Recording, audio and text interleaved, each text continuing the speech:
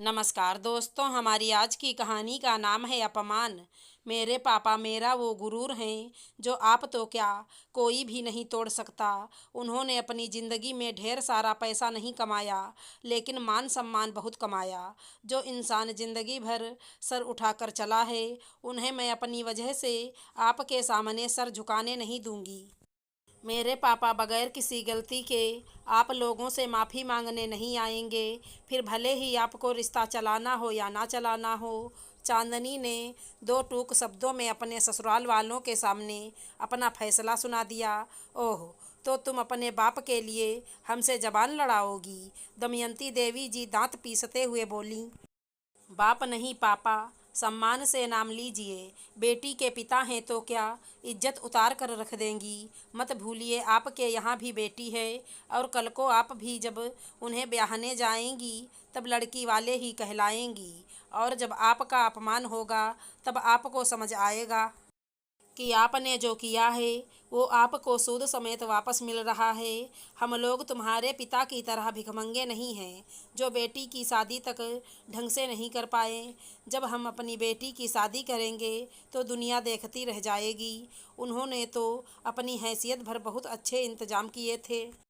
अब बारिश हो गई और सारे इंतजाम गड़बड़ा गए। उसमें भी मेरे पापा का दोष है।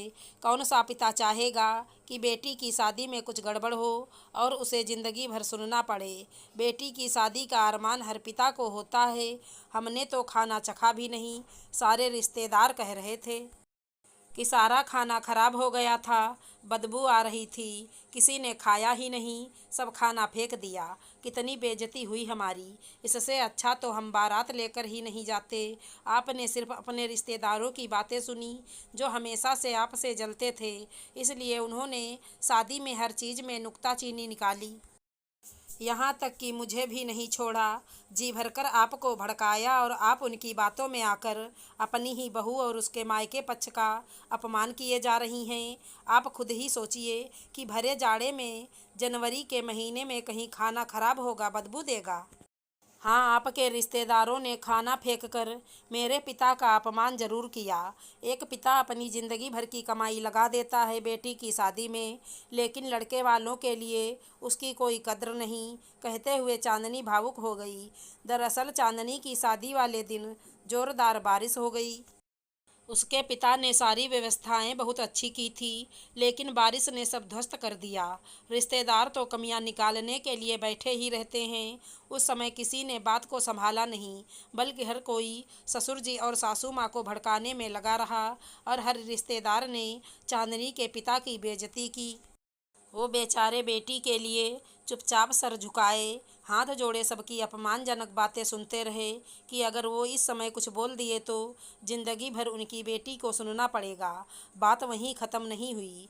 बारात घर आ गई तो चांदनी के ताऊ ससुर इस बात पर अड़ गए कि बहू के पिता ने हम सबका अपमान किया है, उन्हें घर बुलाओ और हम सबसे माफ़ी मांगें। उसी बात को लेकर दमयंती जी अपने समधी माधव जी को फ़ोन करने जा रही थी कि चांदनी ने उन्हें रोक लिया। उनके बीच बातचीत चल ही रही थी कि चांदनी के ससुर जी के परम मित्र केशव जी परिवार सहित घर आ गए, और आते ही सबसे पहले सासू माँ से बोले, वाह भाभी, हमने आज तक किसी शादी में इतने बढ़िया इंतजाम नहीं देखे और ना ही इतना बढ़िया खाना खाया। मज़ा आ गया शादी में। आपके समधी जी ने सारी व्यवस्थाएं बहुत बढ़िया की थी। सबसे बढ़कर उन्होंने अपनी इतनी सुशिक्षित संस्कारी बेटी हमें दे दी, जो हम पराये लोगों को भी अपनों जितना ही मान सम्मान और प्यार देती है। हमें हमारे समधी समधन जी का आभार प्रकट करना चाहिए। केशव भैया, आपको हमारे यहाँ की शादी में कोई कमी नहीं लगी? यहाँ तो हमारा हर रिश्तेदार कमियाँ ही कमियाँ गिनवा रहा है। ऐसा लग रहा है वहाँ कुछ अच्छा हुआ ही नहीं। दमयंती देवी केशव जी की बातें सुनकर थोड़ा नरम पड़ते हुए बोलीं, भाभी, अपने रिश्तेदारों की तो बात ही मत करिए। मैंने अपनी आँखों से देखा कि किस तरह से इन लोगों ने हर अच्छी चीज़ में भी कमी निकाल कर समधी जी का अपमान किया। आप कैसे भूल गईं कि ये रिश्तेदार आपकी खुशियों से खुश नहीं होते, बल्कि उन्हें बर्बाद करने आते हैं। आपने भी उनकी बातें मानकर बहुत बड़ी गलती की है।